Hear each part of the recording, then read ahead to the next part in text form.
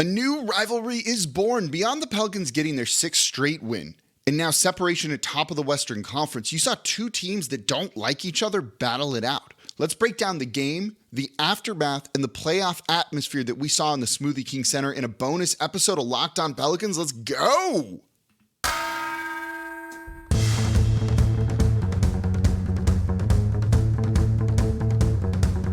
You are Locked On Pelicans, your daily New Orleans Pelicans podcast, part of the Locked On Podcast Network, your team every day. Welcome to another edition of Locked On Pelicans, the daily podcast covering your favorite team, the New Orleans Pelicans, and NBA as a whole, part of the Locked On Podcast Network, your team every day. Available wherever you get your podcasts and on YouTube. I'm your host, Pelicans insider Jake Madison, at NOLA Jake on Twitter. Here with y'all on a Saturday, a bonus episode of Locked On Pelicans, because y'all know we were going to talk about this 128-117 win over the Phoenix Suns, a game that got very intense towards the end. And I do think it is the start of a new rivalry in the NBA. And thank you for making Locked On Pelicans your first listen today and every day. Whether you're a new listener who's tuning in because the team is number one in the Western Conference, or you've been with me for the 6+ years that I've been hosting the show, I appreciate you making me part of the day and you being excited about this Pelicans team. And today's episode of Locked On Pelicans is brought to you by BetOnline. BetOnline has you covered this season with more props, odds, and lines than ever before. BetOnline, where the game starts. So the Pelicans beat the Phoenix Suns, first of two games straight for these two teams to play each other. And this one felt like conference finals, a playoff game. This was a fun one in the Smoothie King Center. And let's start with the end of the game. As time was winding down, Chris Paul missed a shot. Pelicans got the rebound, threw it ahead to Zion Williamson, who basically with time expiring throws down a 360 windmill dunk that's probably going to be number one on ESPN and around the world tomorrow. It was awesome. Awesome dunk. But they were up by enough at that point and the game was effectively over. And what you normally see in these situations is someone just dribble the clock out and the game ends. And the Suns did not take kindly to Zion throwing down a monster dunk late in the game, and after the fact, Chris Paul said something to Zion and Jose Alvarado. The teams got into it at half court, even though the time was at 0. The game was done. The Pelicans had won, and now they play again on Sunday. And it feels like after a pretty chippy and tough playoff series between these two teams this past year, that a new rivalry is born. These teams very clearly don't like each other. In his post-game press conference after the game, Jose Alvarado, who was awesome in this one and we'll talk about in the third segment, wouldn't refer to Chris Paul by name, just referred to him as that guy. You saw CJ McCollum after the game say, look, if you don't want Zion and us to throw down dunks, you better get back and defend or make the shot and rebound. The Suns, for their part, said this felt like unsportsmanlike. Look, I'm not a big believer in unwritten rules. You don't want this to happen like, I don't know, play better. Don't make this one so intense. I don't know. I don't know what to say. These guys are out there having fun. This was a home game for New Orleans that had a playoff atmosphere to it. Them trying to show off and throw down dunks and have a little bit of fun in front of the home crowd feels like the right thing to do, to be perfectly honest. Look, Zion scored 35 points in this one, and there's only 2 that they seem really upset about in a loss by 11 points. There's more Phoenix should feel bad about than this dunk at the end of the game. And for Chris Paul to be the one that kind of instigated all of this, said something after the game, when there's been multiple instances of him running up the score, is unbelievably ironic. Devin Booker want to say something? That might be one thing. Chris Paul, not a damn chance. Let alone him being one of the dirtiest players in the league. And we all know this.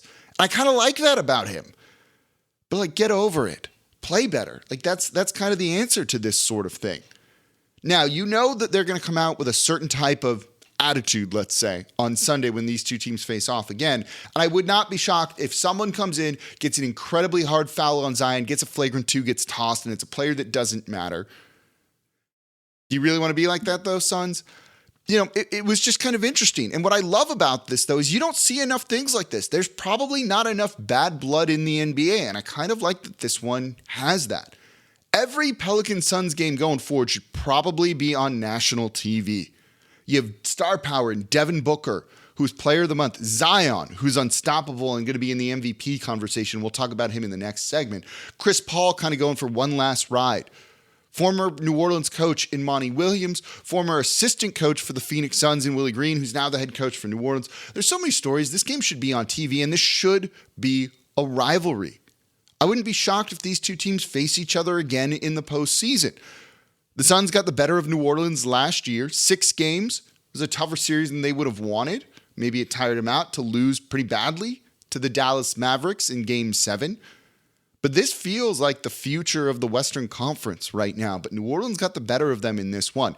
And by the way, credit to you, New Orleans. Credit to you, Pelicans fans. The Smoothie King Center was packed. Y'all knew the stakes of this game. First place in the Western Conference. Phoenix could take it over from New Orleans if they won. New Orleans could get some separation if they won. And the crowd was rowdy. The crowd was into it all game long. Smoothie King Center is old. They need a new modern arena. But you know what?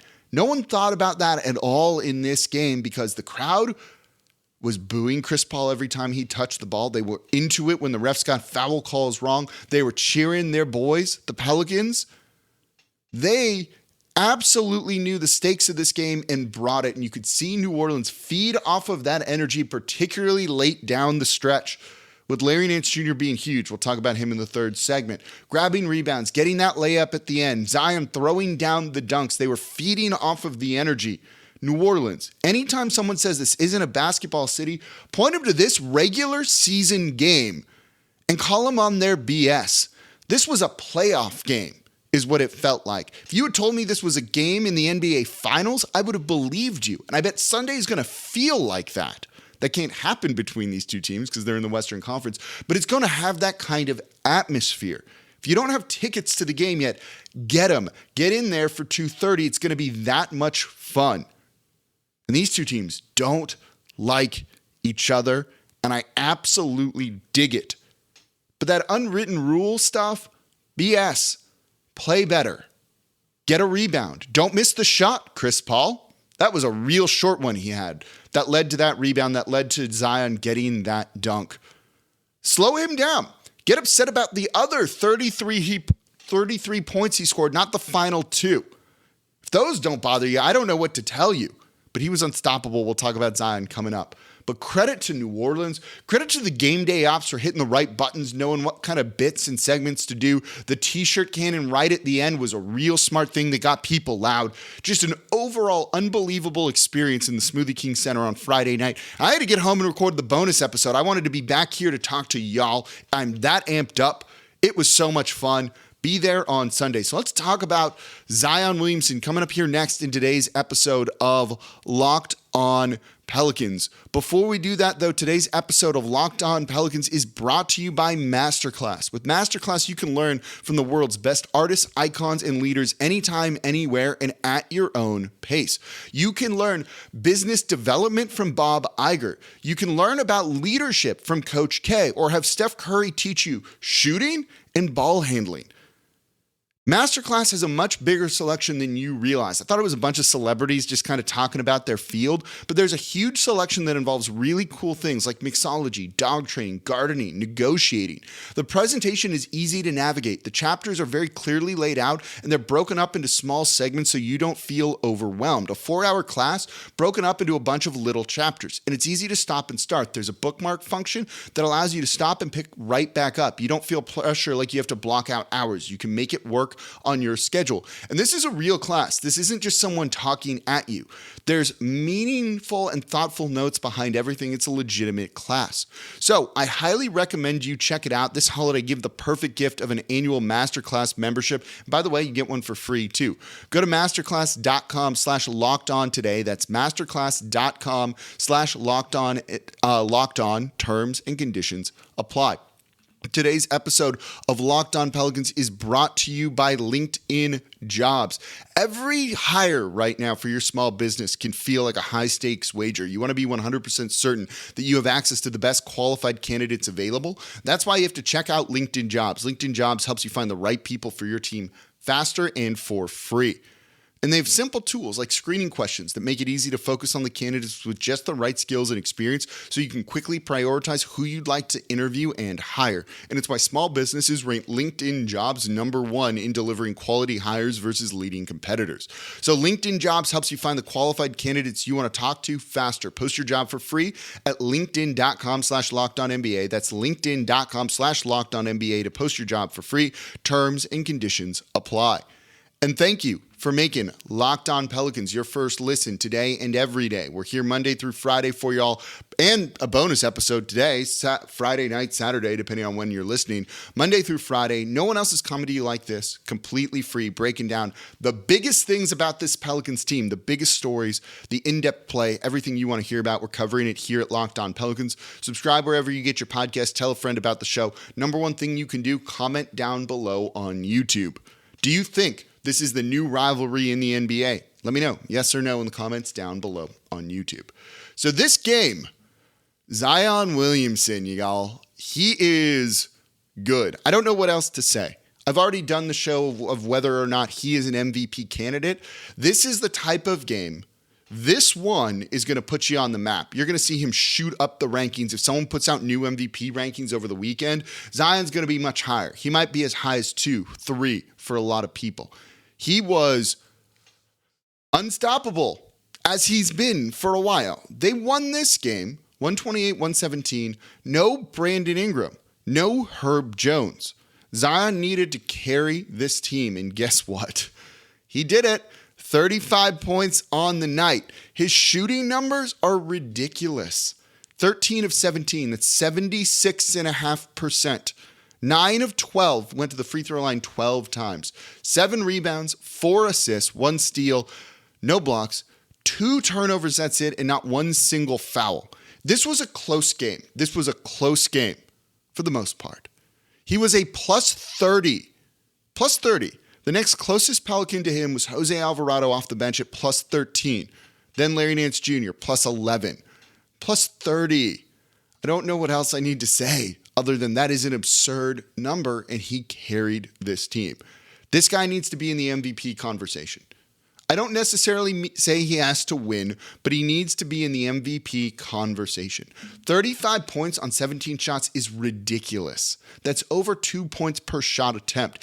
Anytime someone says he needs a mid-range shot or anything like that, he doesn't. Not when you can do what he does at this level, which is scoring at the rim. The touch is back. The feel is back. The handle is back. To only have 2 turnovers on that kind of usage rate and everything he was doing is just freaking bonkers. There's not enough superlatives to say about him right now. And it was punctuated by that 360 windmill dunk at the end. But he also had a dunk before that, cutting baseline, where it looked like he missed the dunk. If you were in the arena from certain angles, you didn't think he made that because the ball flew behind him. After that, that's usually you hit the rim and then it just bounces away. Except he threw the ball into the hoop so violently on this dunk that the net whipped it around. Dude's back. Dude's playing at an MVP level. He's playing defense. This team starts and stops with Zion Williamson. He's the alpha and omega in a sense. His usage rate, let me try and find it if I can pull it up. Not even as high as you would have thought, actually, in this game. 24.9, so a quarter. That's pretty good, actually, all things told, for that kind of efficiency. That's actually an insane night. You would have expected that to be 30 plus. It's not. That's how special of a player he is. No one else in the league can do what he does. They need to make sure they're getting him the ball. They did a much better job of that last night, depending on when you're listening to this. In the game, the win against the Detroit Pistons, he didn't touch the ball for the first 5, 6, 7 possessions. They only scored 2 points on those. They made a concerted effort to get Zion the ball anytime they really needed a bucket. He needed to be touching it at least once, twice every possession. They did a good job of that. This is Willie Green realizing how this team was going to need to get the victory and then making it happen and having his guys ready to go. CJ had a better-ish game than he has been having. 18 points on 16 shots, but you knew that he just needed to work off ball and let Zion create for others, and he did. Zion in this one, easily, if he wanted to, could have had 12 assists, except he realized he needed to score for the rest of this team and carry that kind of load, and he did. At one point, he was kind of somewhat flirting with a triple-double. Maybe he could get there if he passed the ball. And I looked to my buddy Jeremy, who has season tickets with me, and I was like, he's not going to get another assist this game because he needs to be the one scoring, and he didn't. He went out and he put the team on his back and carried them to victory, doing this short-handed still too. What he's been doing offensively and defensively is nothing short of outstanding. The highlight plays that he has are just him being him. And you can see with that 360 windmill dunk, I'm going to say that out every single time because it's so absurd to do that in a game, not in an exhibition kind of dunk contest, to do it in the run of the game, even though there were no Suns around him because they didn't get back and defend because they were trying to get a rebound that they couldn't get, he's just an absurd player. He's one of the best in the league. You're going to start to see him being put on the All-Star team, getting all NBA votes at the end of the season, and he's going to be in the MVP conversation, particularly if the Pelicans keep winning, particularly when they dismantle a very good Phoenix Suns team like this. When Brandon Ingram comes back, which I expect to be Sunday, when Herb Jones is back, it still needs to be the Zion show and everyone needs to work off of him. Having him bring the ball up the court, or if he doesn't do it, getting him the ball soon. He basically has to touch the ball on every offensive possession. Not like actually, but kinda. The court gravity he has, the way he can score and the things that he can do are absurd, and he makes life easier for everyone. I don't remember when in the game it was, but they got him the ball on the right side free throw line. I think it was in the first half. And he drifts towards the baseline. Jonas is there. Jonas's man comes to double Zion. So Zion has two guys on, and Jonas just cuts, it's like 8 feet to the basket. And Zion just kind of whips the pass right over those two defenders, gets it to Jonas, who puts it in for a dunk. It's like a stupidly simple play. And Zion just realized what would happen if he kind of drifted towards the baseline towards Zion. The spacing looked like gross at one point there because they were almost touching each other. And then Jonas just cuts to the basket and his defender doesn't follow him because they're so worried about Zion. Boom, pass, score. Sometimes this doesn't need to be hard. And with the court gravity that Zion has, the attention he commands from defenses, it's not. Get him the ball, let good things happen, and this offense is basically going to be unstoppable this season. And they were in this game. But let's talk about the other guys. We know Zion's good. We know this is going to be a new budding rivalry in the NBA. But the defense they played on Devin Booker and had him so frustrated with a rookie doing that to him. Let's talk about Dyson Daniels, a couple of other players that really stood out to me in this win over the Phoenix Suns, coming up here next in today's episode of Locked On Pelicans. Before we do that, though, today's episode of Locked On Pelicans is brought to you by BetOnline.net. BetOnline is your number one source for sports betting info, stats, news, and analysis. So you can get the latest odds and trends for every professional and amateur league out there. From football to basketball, soccer, esports, they've got it covered at BetOnline.net. They have NBA futures too. If you think Zion could win MVP, the odds are going to be better right now than they're going to be in a week. So get in on it. And it's the fastest and easiest way to get your betting fixed. So head to the website today or use your mobile device to learn more about the trends in action happening right now over at betonline.net. BetOnline, where the game starts. And thank you for making Locked On Pelicans your first listen today and every day. If you're a new listener, thank you for tuning in. We're here Monday through Friday, breaking down anything you want to know about this team. I love when y'all give me show ideas too. And it's the number one team in the Western Conference. It's a fun time to be a Pelicans fan. Start following them more closely. Subscribe wherever you get your podcasts and on YouTube. If you've been with me for a while, I've been doing this for 6+ years, over 1,400 shows. Congrats to you for making it out the other side, because there have been some dark days, some dark years here. I appreciate you sticking with me in your passion through the Pelicans, sustaining you to this point. Enjoy this. It's fun. It's not always going to be like this, but this is a fun team to follow right now. And now for your second listen, go check out Locked On Saints. Ross Jackson, one of the best in the business, breaking down everything black and gold. Right now he's looking at, should they draft Hendon Hooker? They need an answer at the QB situations. Hooker out of Tennessee, the way to go.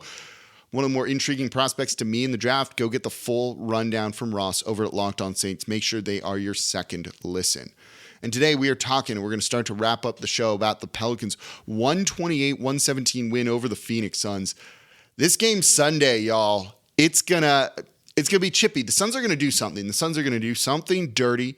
But look, New Orleans is going to be ready for that. They got some dogs on the team. Najee Marshall is ready to fight anyone, anytime, anywhere. You also have Jonas Valanciunas, which, look, if you throw him in the Royal Rumble with any of these Phoenix Suns players, I'm taking Jonas. Who could Ayton in like a fight or a wrestling match actually take Jonas? He might get the better of him on the court, but I don't think he's going to be able to do that in that kind of atmosphere. Let Jonas get angry and let's see how quickly the Phoenix Suns shrink away.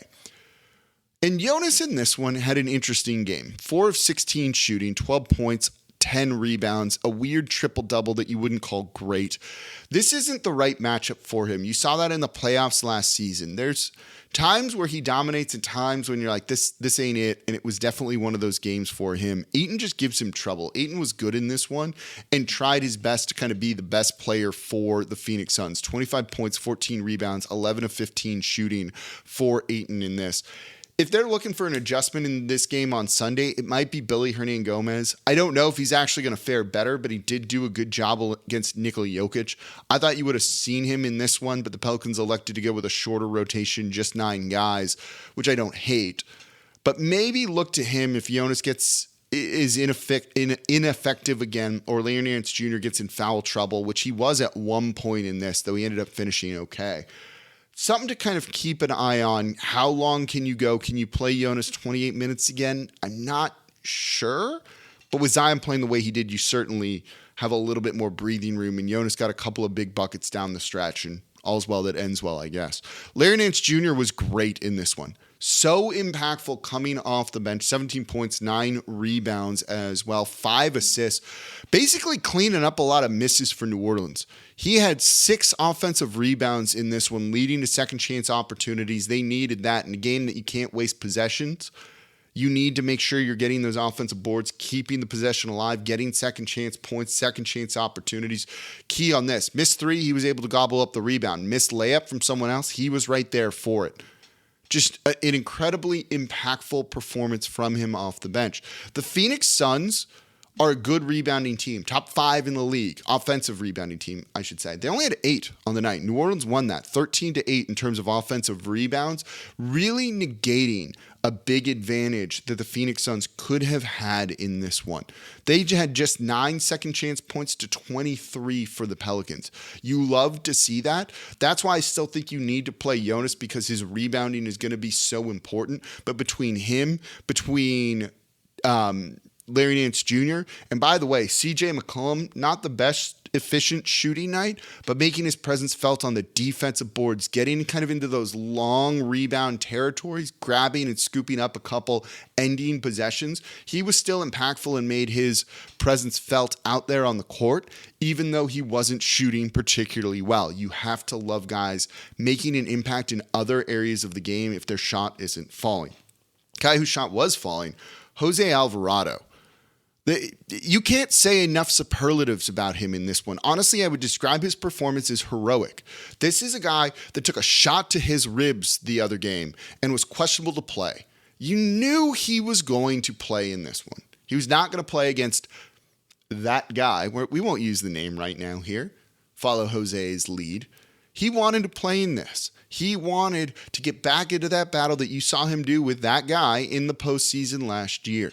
20 points for Jose. His shot was falling from 3 early, making 3 threes. He was getting down low, getting to the rim and scoring that way, including one over Ayton that was absurd. He went with this kind of circus layup that hit at the bottom of the backboard, bottom right corner, and then still caromed in and had such insane English on the ball. The spin on the ball to get that in was nuts. But he was making defensive plays, 3 steals on the night. He was out there scoring.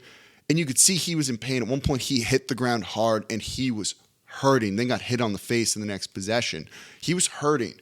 And still, driving into the teeth of this defense, like sacrificing his body, just a heroic performance from him. Heart and soul of New Orleans brings so much energy off the bench, and the Smoothie King Center freaking loves this guy. And then finally, Dyson Daniels. Dyson, you didn't score much, 4 points on the night, but his defense against Devin Booker, one of the best scorers in the league, outstanding. Didn't look like a rookie out there on the court. He was excellent. Devin Booker was frustrated in this game. 14 points on 17 shots. Think about that one for a second. 5 of 17, that's under 30% from the field. He had a bad night.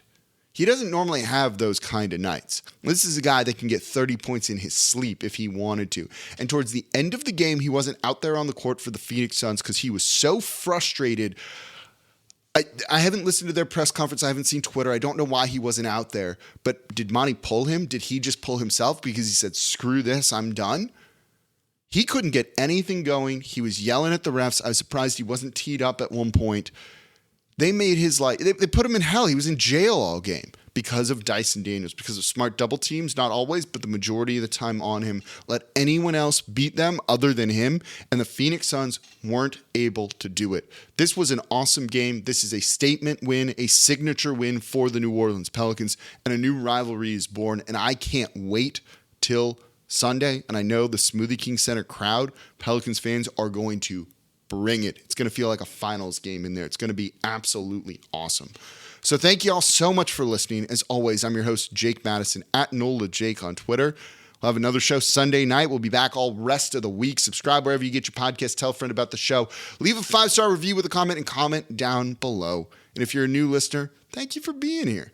If you've been with me for a while, I appreciate you too, because it's been a long road to get into where they are right now, and it's fun. Enjoy it. Be happy. Have a drink. Celebrate this win. And I'll see y'all on Sunday night.